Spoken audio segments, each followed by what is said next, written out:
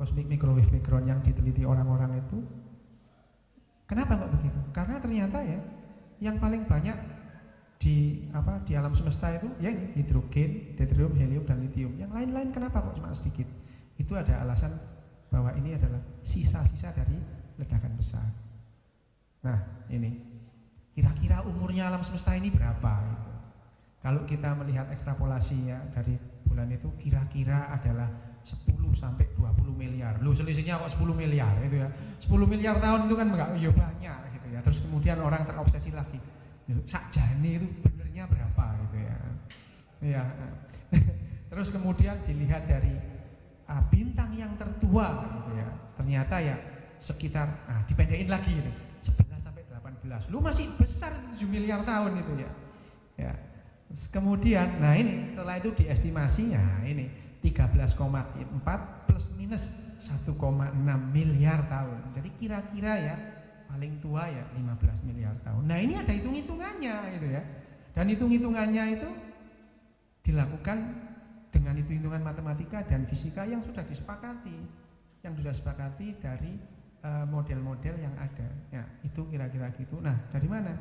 Ya, itu harus dihitung. Makanya dalam halaman pertama ini yang namanya Mbah Hawking ini mengatakan filsafat sudah mati. Ya. Jadi 1 abad setelah Nietzsche membunuh Tuhan, sekarang Stephen Hawking membunuh filsafat. Filsafat sudah mati. Kenapa? Untuk menjelaskan alam semesta itu nggak usah berfilsafat deh, dihitung aja gitu. Serahkan aja hitung-hitungan gitu. Itu maksudnya dia itu ya. Nah, tapi Big Bang teori itu bukannya tidak bermasalah ya. Karena ini, kenapa kalau dikatakan alam semesta itu berkembang, kenapa alam semesta itu seperti datar-datar saja gitu ya. Tidak berkembang, semua itu seragam gitu. Ya, isotropik itu sepertinya kalau dilihat dari sana itu sama aja. Artinya galaksi di sana juga sama dengan galaksi di sini. Kenapa galaksinya nggak berkembang ya? Itu adalah jawaban-jawaban yang harus dibuktikan oleh pendukung-pendukung teori Big Bang ini. Jadi 6 masa. Yang pertama itu adalah Planck time, masa Planck yang tadi itu pada detik pertama sampai 10 pangkat min 43. Kemudian yang tahap kedua itu adalah tahap yang pertama itu dikatakan sebagai United Force. Jadi alam semesta ini gayanya cuma ada satu. Kemudian pada infant period, gaya yang tunggal itu, dikatakan lagi, oh ini yang namanya ummah yang tunggal gitu ya. Itu bersorak lagi orang Islam ya. Gitu ya. Allahu Akbar. Dan kemudian dipisahkan di antara keduanya menjadi dua gaya. Yang satu adalah gaya elektrogravitasi dan gaya nuklir. Kemudian pada masa yang kemudian dia menjadi 4, gravitasi, elektromagnetik, kemudian nuklir kuat dan nuklir sedang. Dan kemudian ada yang 3 menit kemudian itu yang disebut sebagai pecahnya terbentuknya neutron, atom nukleus dan macam-macam. Dan 300 juta tahun kemudian dia menjadi yang seperti ini, ada galaksi, ada macam-macam seperti itu. Nah, tetap saja ada kemungkinan, 3 kemungkinan dari ilmu-ilmu yang berkembang bahwa alam ini pertama ada Big Bang, kemudian dia mengembang terus, ya, terus ada Big Bang, setelah mengembang terus dia jadi datar. Nah ini semua juga ada hitung-hitungannya. Nah terus kemudian yang ketiga, nah ini yang diyakini dan didengung-dengungkan oleh Mr. Stephen Hawking ini, bahwa alam itu mengembang, kemudian setelah efek ledakan ini habis, karena masing-masing punya daya tarik, alam akan mengkerut, jadi big crunch, jadi satu lagi, jadi satu titik lagi. Nah itu nanti yang bisa meledak lagi, ya itu ya. Kira-kira gitu. Kenapa kok ledakan itu nggak perlu Tuhan? Itu kira-kira gitu ya. Kira-kira begitu ya. Nah ini juga gitu. Ya, ini dari kecil membesar terus gede apa, yang di tengah seperti apa, itu juga masalah bagaimana menjelaskan kok bisa seperti itu. Padahal sekarang kalau kita melihat ke arah utara, ke arah selatan, ke arah mana-mana, alam semesta sama kok mungkin. Nah tengahnya mana kok nggak kosong kalau itu mengembang gitu ya. Nah ini timeline Twitternya Mas Ulil. Enggak, ini timeline alam semesta. Jadi ini gambarannya Alan Guth ini ya, Alan Guth. Jadi ada awalnya begitu meledak, kemudian 1/32, 1/10 detik pertama, 1 detik pertama yang terjadi apa, kemudian 300.000 tahun kemudian yang terjadi apa, dia bisa menghitung dengan tepat dan mempresentasikan, dan semua hitung-hitungannya itu dijalankan di model di Chern-Lewis itu jalan semua, ya, dengan mengikuti pola-pola yang sudah disepakati secara matematika dan fisika. Ini luar biasa. Jadi kalau dihitung itu Alan Guth itu akhirnya membagi alam semesta ini menjadi 6 masa. Wah, langsung orang-orang bersorak, nah sama dengan di Al-Quran ya.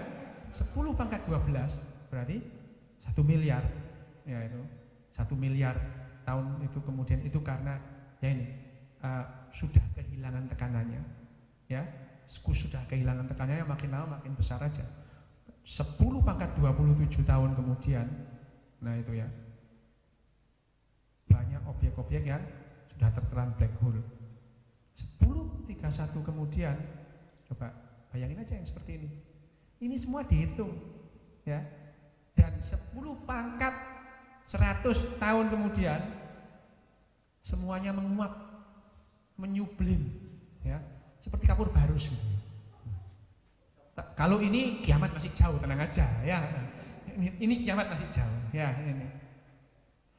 Ya memang sih sampai sekarang pun ya beberapa orang mengatakan bahwa alam ini berakhir dengan api, tapi beberapa orang ya berakhir dengan es, ya, sama aja, itu keyakinan, terserah lah. Ya, bukunya The Brief History of Time, di akhir bukunya dia itu membuat saya itu tercengung ya seperti ini. Kalau kita itu menemukan sebuah teori yang bisa menjelaskan segala sesuatu, the theory of everything, ya, dia itu bisa menjelaskan sesuatu. Jadi sebentar lagi katanya kita itu tahu jalan pikiran Tuhan. Oh ya, ini luar biasa loh orang ini memang. Tapi paling tidak dia itu menghitung semua itu dengan hitung-hitungan. Pendahulu dia yang kursinya sekarang yang diduduki oleh dia beberapa abad yang lalu diduduki oleh Newton, itu Newton mengatakan gravitasi ini ada, tapi dengan gravitasi ini kemudian alam ini bisa nggak karu-karuan karena saling tarik menarik. Dan yang membuat planet-planet, bintang-bintang itu tetap pada lintasannya itu tangan Tuhan. Dibenarkan lagi sama Tuhan gitu ya. Bayangkan tiap hari Tuhan capek loh Tuhan ini. Untuk menjawab pertanyaan-pertanyaan fundamental itu, sudahlah, enggak usah filsafat, hitung 3 pertanyaan dasar. Kenapa sih kita itu dari tidak ada ke ada ini? Ya harus bisa dihitung. Ternyata bisa ngitung loh dia, ya. Terus kenapa kita kok ada gitu ya? Dihitung sama dia itu. Apa itu orang mungkin dia itu turunan kasir, dia bisa ngitung macam-macam gitu ya. Dia itu dihitung semuanya itu dengan hitung-hitungan ya. Ya. Nah, terus kenapa ini alam semesta di sini ini hukumnya kok seperti ini gitu? Kok enggak hukum yang lain gitu? Ya.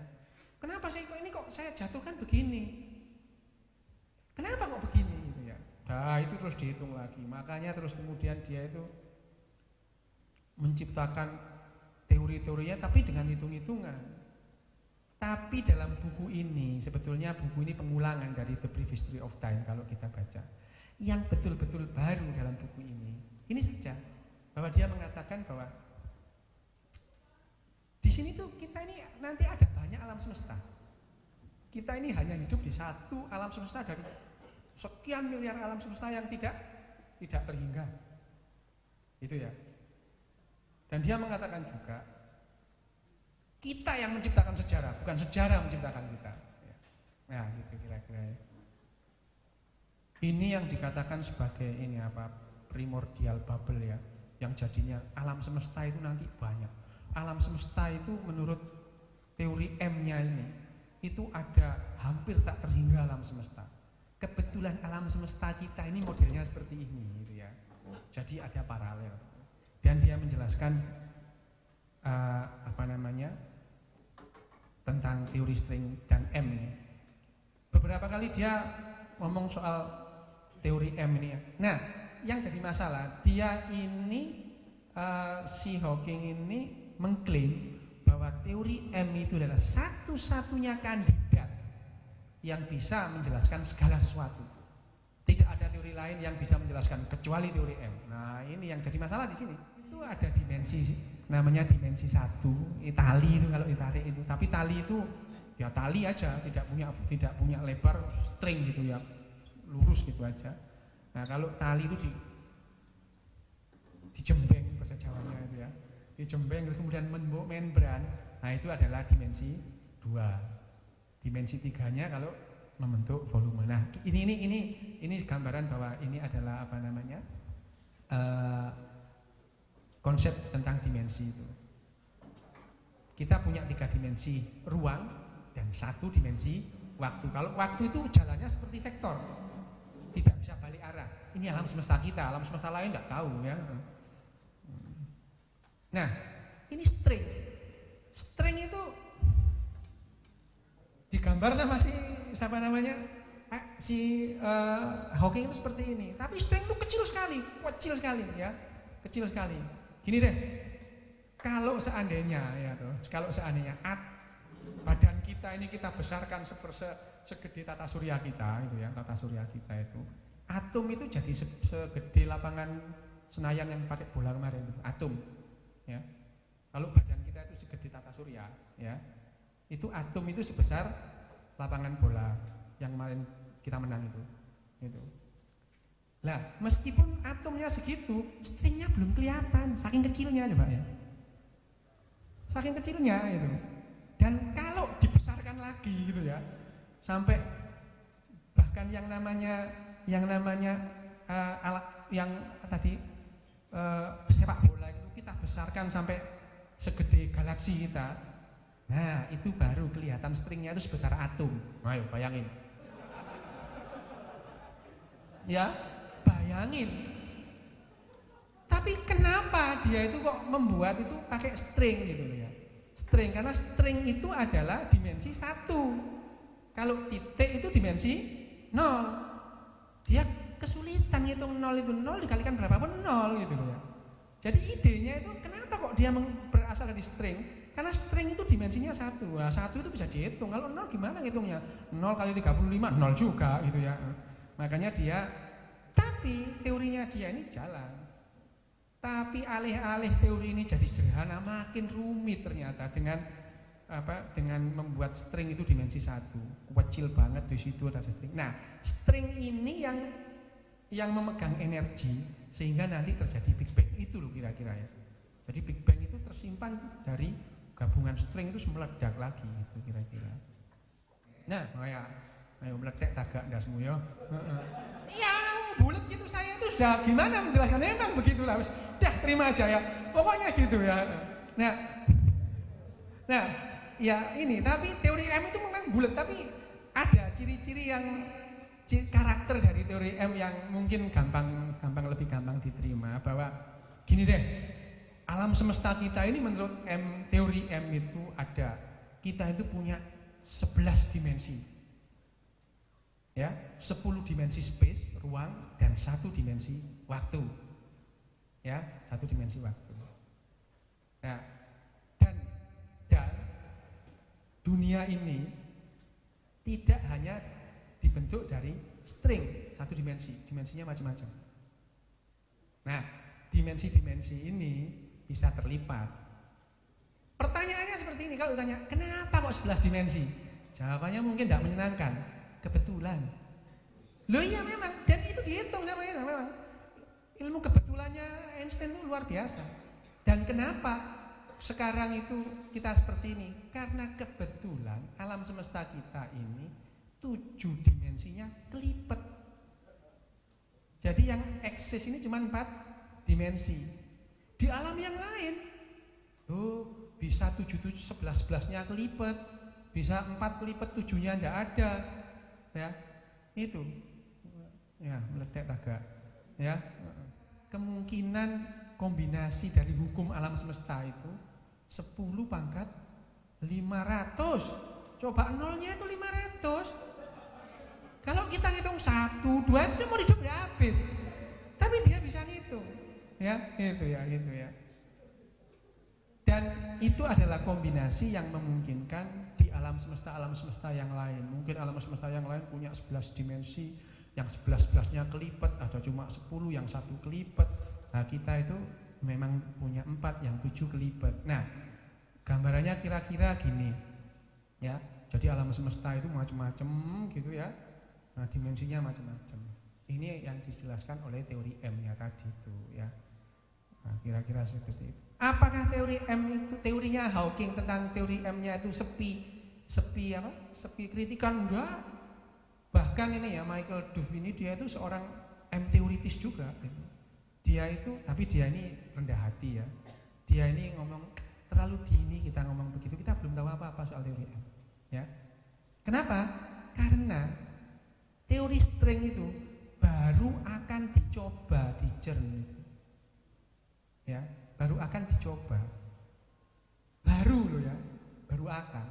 Nah, teori M sembuh nanti itu ya, kan kita harus string dulu kemudian super string baru M, nggak tahu kapan. Tapi dia itu ngitung itu, dihitung sama dia, dan karena selama ini hitung-hitungannya dia itu selalu jalan, kalau dijalankan di model itu ya diamini aja, ini orang ini pintar gitu ya, dan secara teoritis semuanya jalan gitu. Dan Tegmark itu, ini filsuf ini ya, meskipun sebetulnya kita itu tidak perlu amat tentang M teori itu ya, karena dengan quantum teori dan general relativity itu kita juga bisa memprediksi gitu ya. Tidak perlu M itu tidak usah juga nggak apa-apa. Dengan teori yang sebelumnya sudah ada itu kita bisa memprediksi segala sesuatu yang terjadi, alam semesta yang banyak, yang paralel itu bisa. Ya, nanti kalau ngomong soal relativitas dan kuantum teori itu meletek lagi kepala kita. Tapi memang begini loh ya, Einstein si Hawking ini memang berusaha, dan dia tidak menyertakan satu rumus pun dalam buku-bukunya. Tapi pada akhirnya pembaca juga bingung karena dia terpaksa merujuk ke hal-hal yang rumit semacam ini ya. Nah, ini loh Tegmark ini ya. Tanda ini hierarki teori dari alam semesta Tegmark ini. Relatif umum ini harus bisa menjelaskan satu ya, sosial, psikologi, biologi itu semua dijelaskan oleh Tegmark. Dan karena M teori itu adalah kandidat utama, kan satu-satunya kandidat yang bisa menjelaskan segala sesuatu. Nah, Tegmark itu tidak setuju. Masa iya sih terlalu dini kita mengatakan M teori itu bisa menjelaskan ini yang bulat sekian banyak ini hierarki teori.